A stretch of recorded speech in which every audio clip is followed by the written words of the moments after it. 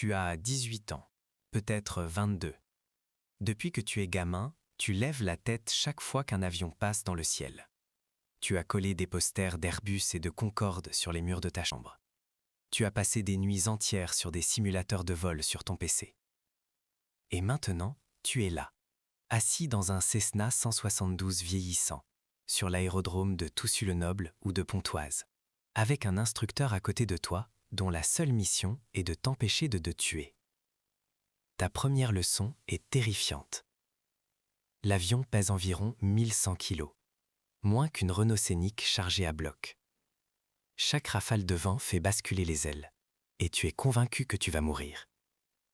Ton instructeur te dit de prendre les commandes, et tu saisis le manche si fort que tes phalanges blanchissent. L'avion ne te semble pas stable, il te semble vivant, hostile, imprévisible. L'instructeur répète calmement. Relax, ressens l'avion, des petits mouvements. Mais tu ne peux pas te détendre. Tu es à 1000 mètres d'altitude, dans une machine que tu ne comprends pas encore. Tu apprends les bases. Maintenir l'altitude sans monter ni descendre. Virer sans perdre de vitesse. Trimer l'avion pour qu'il vole presque seul. Lire les instruments, anémomètre, altimètre, indicateur de cap, variomètre. L'instructeur pointe les cadrans et demande: quelle est ton altitude? Quelle est ta vitesse? Et toi, tu es tellement submergé que tu dois chercher la réponse comme un élève qui n'a pas révisé pour le bac. Puis vient l'atterrissage. L'instructeur en démonte un, en commentant chaque étape. En vent arrière, en base, en finale. Volet, vitesse 100 km/h. Axe, seuil. Tu regardes l'avion toucher le sol avec une douceur sidérante, à peine un frémissement. Puis il dit: à toi. Ton premier atterrissage est catastrophique. Tu arrives trop vite, trop haut. Tu rebondis 2 fois. L'instructeur reprend les commandes. Il ne crie pas. Il dit simplement: on remet les gaz. Tu recommences. Encore. Et encore. Au 5e essai, tu poses l'avion sans rebond et tu as l'impression d'avoir décroché la médaille d'or aux Jeux Olympiques. Tu prépares ton brevet de pilote privé, le PPL. Il faut au minimum 45 heures de vol, mais la plupart des élèves en ont besoin de 60 à 70 avant d'être prêts. Tu passes l'écrit: aérodynamique, météo, réglementation, navigation, système. Tu passes l'oral face à un examinateur de la DGAC qui te retourne comme une crêpe pendant 2 heures. Puis le test en vol, où chaque manœuvre doit être exécutée correctement, sinon tu recommences. Et tout ça, tu le paies de ta poche. En France, une licence de pilote privé coûte entre 10 000 et 15 000 euros, et ce n'est qu'un début. L'extension vol aux instruments, IR, c'est encore 15 000 euros et 50 heures. La licence commerciale, CPL, c'est 30 000 euros et 200 heures au total. Ton rating instructeur, FI, c'est encore 8 000 euros. Tes amis partent en week-end à Lisbonne ou à Amsterdam. Toi, tu manges des pâtes et tu habites chez tes parents parce que chaque centime part dans des heures de vol, à 150-200 euros de l'heure. Et puis arrive le grand jour, le premier vol solo. L'instructeur descend de l'avion. Il te regarde. Il dit: 3 tours de piste, ne te rate pas. Et il referme la porte. Tu es seul. Juste toi et l'avion. Tu contactes la tour, tu t'alignes sur la piste, tu pousses la manette des gaz. L'hélice rugit. 60 nœuds, 70 nœuds. Tu tires sur le manche et tu t'envoles. Tu voles seul pour la première fois de ta vie. C'est la chose la plus terrifiante et la plus belle que tu aies jamais vécue. Les mains tremblent légèrement, le cœur tape. Mais tu le fais. Tu boucles 3 tours de piste. Tu poses l'avion. Correctement. Pas parfaitement, mais correctement. Et quand tu taxes vers le parking, ton instructeur t'attend avec une paire de ciseaux pour couper le bas de ton t-shirt. C'est la tradition. Elle remonte à l'époque où les instructeurs tiraient littéralement sur la veste de l'élève assis devant eux pour signaler une erreur. Tu es pilote maintenant, à peine, mais tu es dans les ciels. Et puis arrive le grand jour, le premier vol solo. L'instructeur descend de l'avion.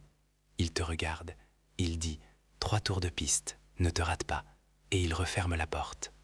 Tu es seul, juste toi et l'avion. Tu contactes la tour, tu t'alignes sur la piste, tu pousses la manette des gaz. L'hélice rugit. 60 nœuds, 70 nœuds. Tu tires sur le manche et tu t'envoles. Tu voles seul pour la première fois de ta vie. C'est la chose la plus terrifiante et la plus belle que tu aies jamais vécue. Les mains tremblent légèrement. Le cœur tape. Mais tu le fais. Tu boucles 3 tours de piste. Tu poses l'avion. Correctement. Pas parfaitement, mais correctement. Et quand tu taxes vers le parking, ton instructeur t'attend avec une paire de ciseaux pour couper le bas de ton t-shirt. C'est la tradition. Elle remonte à l'époque où les instructeurs tiraient littéralement sur la veste de l'élève assis devant eux pour signaler une erreur. Tu es pilote maintenant. À peine. Mais tu es dans le ciel.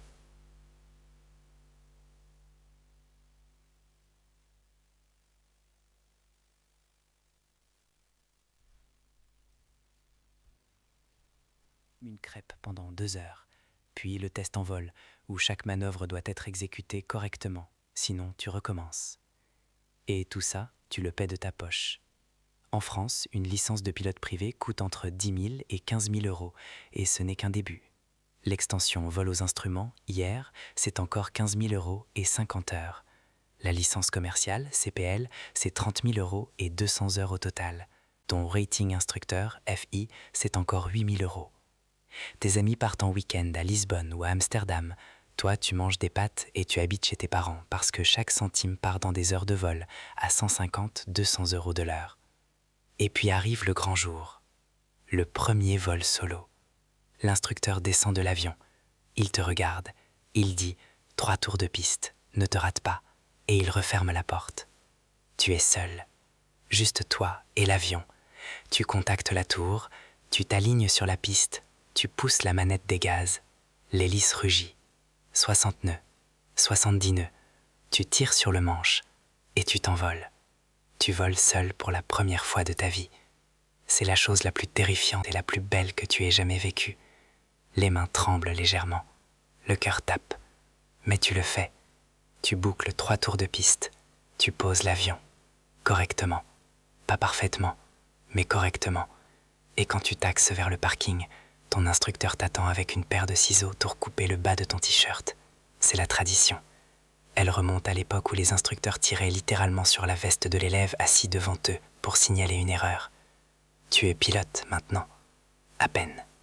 Mais tu es dans le ciel.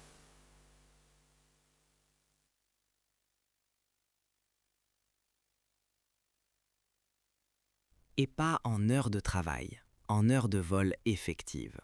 Si tu es prévu pour voler 8 heures dans la journée, mais qu'il pleut et que tu ne voles que 3 heures, tu es payé pour 3 heures. Tu cohabites avec 2 autres instructeurs dans un appartement près de l'aérodrome de Cannes ou de Grenoble-Isère. Tu voles dans les mêmes Cessna 172 usés de la décennie précédente, avec des radios qui crachotent et des instruments qui dérivent légèrement. Mais l'atelier dit que c'est normal. Tu enseignes les décrochages, les pannes moteurs simulées.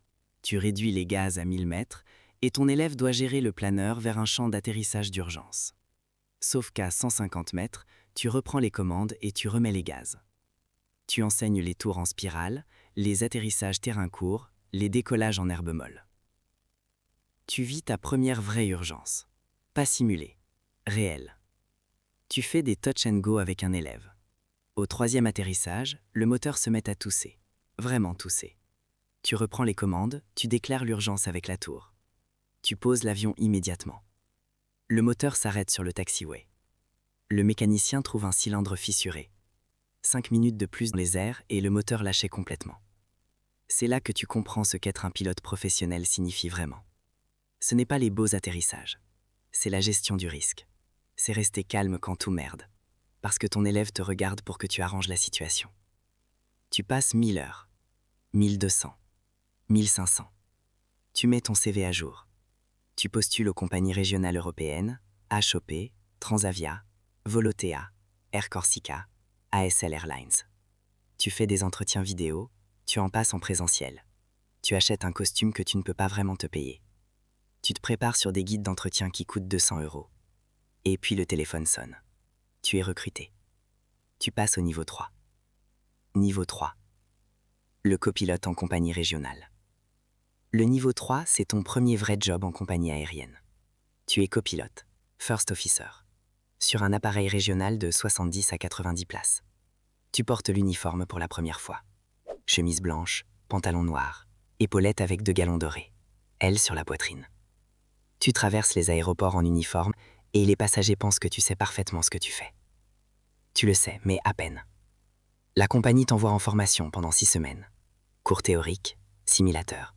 Tu apprends l'ATR 72, ou le bombardier CRJ 700, ou l'Embraer 175.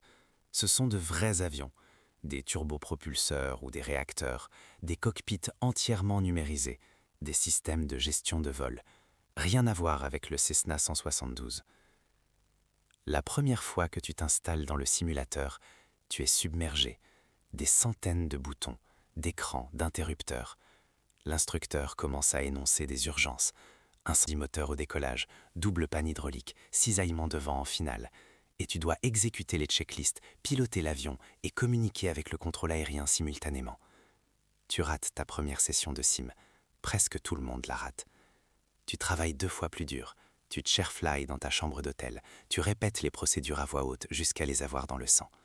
Tu passes la session suivante. Tu obtiens ta qualification de type. Tu es officiellement certifié pour piloter cet avion. Mais le salaire est douloureux. Tu gagnes 2500 à 3500 € net par mois comme copilote régional débutant. Et encore, tu n'es payé que lorsque la porte de l'avion se ferme et que le frein de parc est relâché. L'embarquement, pas payé. Les retards sur le tarmac, pas payé. L'heure passée dans le cockpit à attendre un technicien maintenance, pas payé. Tu fais 3 à 5 rotations par jour. Lyon, Marseille, Lyon, Bordeaux, Lyon. Tu décolles, tu atterris, tu recharges, tu redécolles. 5 fois par jour. Tu vis dans un crashpad, un appartement partagé avec 6 autres pilotes, des lits superposés, une douche qui fonctionne à moitié, et la règle non écrite que personne ne réveille personne qui dort. Ou tu passes la nuit dans des hôtels d'escale dans des villes que tu ne verras jamais, parce que tu arrives à 23 h et tu repars à 6 h du matin. Mais tu accumules des heures, du temps turbine, de l'expérience jet. Après 2 ans, tu as 3000 heures. Après 4 ans, 4500 heures. C'est là que les grandes compagnies commencent à regarder ton CV avec intérêt. Air France, Corsair, EasyJet, Vueling. Tu postules, tu décroches des entretiens, tu t'y prépares comme pour un concours de grandes écoles, et téléphone sonne à nouveau. Tu passes au niveau 4. Niveau 4. Le copilote en grande compagnie. Le niveau 4, c'est l'entrée dans la cour des grands. Air France, EasyJet, Corsair, ou une autre grande compagnie européenne. C'est pour ça que tu travailles depuis 8 à 10 ans. Le salaire fait un bond. 60 000 à 80 000 € la première année comme copilote. En 5e année, tu es à 100, 120 000 €. En 10e année, tu dépasses les 150 000 €. Tu voles sur des gros porteurs. Boeing 737, 787 Dreamliner, Airbus A320, A330, A350. Un A350 pèse 115 tonnes à vide et peut emporter 270 passagers et tous leurs bagages jusqu'à Singapour ou Tokyo sans escale. Les 2 moteurs Rolls-Royce Trent XW développent une poussée combinée de 170 000 livres. Tu repasses par une formation, 6 à 8 semaines. La première fois que tu t'assois dans un simulateur A350, tu es impressionné. 6 écrans géants, commande de vol électrique, pilote automatique capable de poser l'avion en visibilité zéro. Tu apprends les procédures ETOPS pour les vols transocéaniques, l'évitement météo en haute altitude, les règles de l'aviation internationale. Tu obtiens ta qualification de type. Tu fais tes vols de ligne surveillés avec un examinateur. 25 heures de ligne réelle avec des passagers. Tu fais des erreurs. Tu oublies des checklists. Tu te plantes sur un rappel radio. Mais tu apprends. Et finalement, l'examinateur te signe. Tu es pilote de ligne. Et là, tu vis enfin comme un être humain normal.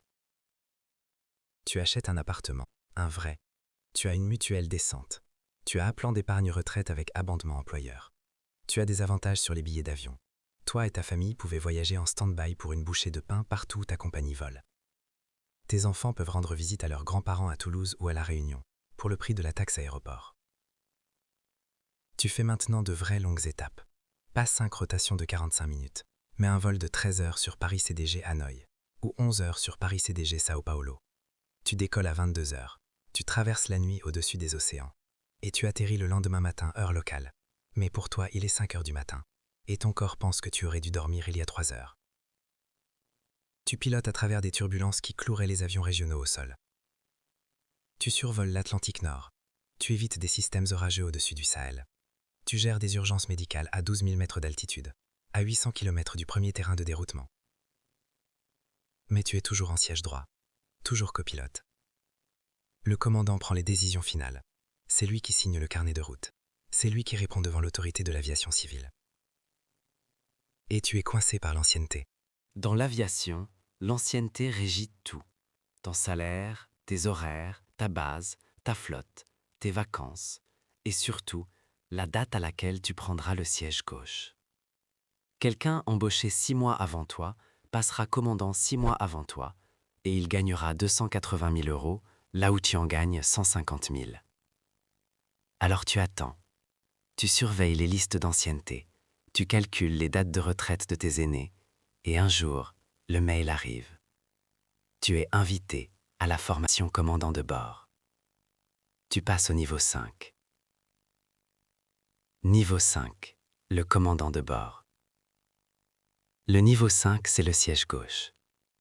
Tu as volé pendant 15, peut-être 20 ans. Tu as entre 10 000 et 15 000 heures de vol. Tu as essuyé des tempêtes, posé l'avion dans des blizzards, géré des pannes moteurs, des urgences médicales, des passagers incontrôlables et tout ce que le simulateur peut te jeter à la figure. Tu as mérité cela. Tu passes la formation commandant de bord. C'est comme ta formation initiale en compagnie, mais plus exigeante. On ne t'apprend plus à piloter. Tu sais piloter. On t'apprend à commander, à gérer un équipage, à prendre des décisions en temps réel avec des informations incomplètes, à diriger un copilote qui est peut-être débutant ou peut-être plus expérimenté que tu ne l'étais à son âge. Tu passes ton check-ride de commandant. 4 galons dorés sur les épaulettes, siège gauche, et un chèque mensuel qui dépasse les 15 000 à 20 000 € net pour les commandants seniors sur gros porteurs. Mais au niveau 5, l'argent n'est plus l'essentiel. Au niveau 5, c'est la responsabilité. Tu as 300 passagers derrière toi qui t'ont confié leur vie sans même le savoir, parce qu'ils lisaient leur magazine ou regardaient un film quand l'avion a décollé. Tu as 10 à 12 membres de cabine qui comptent sur toi pour prendre les bonnes décisions. Tu as un copilote qui te regarde quand les choses se compliquent. Et les choses se compliquent. Tu perds un réacteur au-dessus de l'Atlantique, à 1200 milles nautiques du terrain le plus proche. Tu es sur un A330 certifié ETOPS 180, ce qui signifie que tu peux voler 180 minutes à la ronde du terrain le plus proche sur un seul moteur. C'est ce que tu vas faire. Tu déclares l'urgence, tu exécutes la checklist panne moteur, tu calcules le carburant, tu coordonnes avec le dispatch d'Air France à Paris et tu décides de dérouter vers la Gesse, aux Açores. Tu poses l'avion en toute sécurité. Tes passagers se plaignent du retard sur les réseaux sociaux. Tu viens peut-être de leur sauver la vie. Tu as une urgence médicale à 11 000 mètres au-dessus de l'Atlantique Sud. Un passager fait un arrêt cardiaque. Tu demandes si un médecin est à bord. Il y en a un. Il te dit que le passager a besoin d'un hôpital immédiatement. Tu es à 700 000 nautiques du Brésil. Tu déclares l'urgence. Tu commences la descente d'urgence. Tu dérotes sur Recife. Les secours attendent sur la piste. Le passager est transféré aux urgences. Ta compagnie t'envoie un message de remerciement. Tu atterris à Paris CDG partant de brouillard dense. 4-3. Visibilité 150 mètres. Plafond 30 mètres. Tu exécutes une approche ILS couplée au pilote automatique jusqu'à la prise de contact. En dessous de 15 mètres, tu vois les feux d'axe apparaître dans le brouillard. L'avion se pose seul, parfaitement. Ton copilote te regarde avec admiration. Tu te souviens de l'époque où tu regardais ton instructeur comme ça. Tu mentors tes copilotes. Certains sont expérimentés et compétents. D'autres sortent tout juste de formation et sont terrifiés. Tu te souviens de toi. Tu es patient. Tu leur montres comment gérer la météo, comment dialoguer avec le contrôle, comment voler avec fluidité dans des conditions dégradées. Tu les rends meilleurs. Et parfois, un enfant de 5 ou 6 ans s'approche du cockpit après l'atterrissage, accompagné de son parent. Il te demande si c'est toi qui as fait voler l'avion. Tu lui dis oui. Tu l'invites à s'asseoir dans ton siège. Il pose ses petites mains sur le manche. Il regarde tous les boutons avec des yeux écarquillés. Tu te souviens de cet enfant. C'était toi. Tu lui souris, tu l'encourages, tu lui dis que c'est possible. La plupart ne deviendront jamais pilotes, c'est la réalité, mais certains ne feront. Tu es aux commandes d'un Airbus A350. Paris CDG vers Singapour-Changi. 13 heures de vol. Tu décolles au coucher du soleil. Tu grimpes jusqu'au niveau de vol 390, soit 12 000 mètres. Tu enclenches le pilote automatique. Tu traverses l'Europe nocturne, puis le Proche-Orient illuminé, puis l'obscurité immense de l'océan Indien. Ton copilote dort dans la couchette. L'avion file à 900 km/h dans un ciel parfaitement dégagé. Les étoiles sont d'une clarté que tu ne vois jamais depuis le sol. Tu regardes l'horizon. Le soleil commence à se lever sur l'est, peignant les nuages en dessous de toi en rose et en or. C'est le niveau 5. Tu n'es plus seulement un pilote. Tu es commandant de bord. Tu es en charge. Tu as mérité chaque heure de vol, chaque certificat, chaque galon sur les épaulettes. Tu as investi des années et peut-être 80 000 à 100 000 euros pour t'asseoir dans ce siège. Et tu ne regretterais rien pour rien au monde.